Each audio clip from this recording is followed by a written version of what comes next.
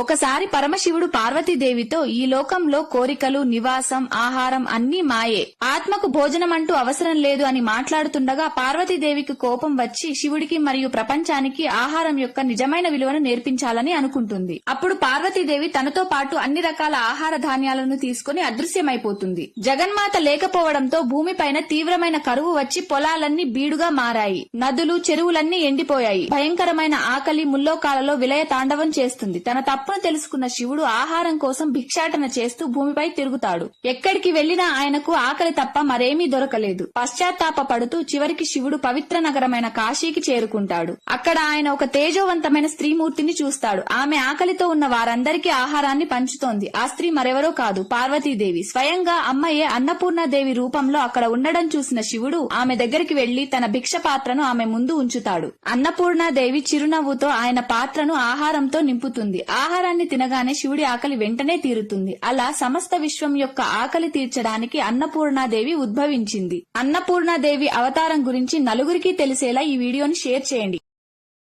Download ShareChat.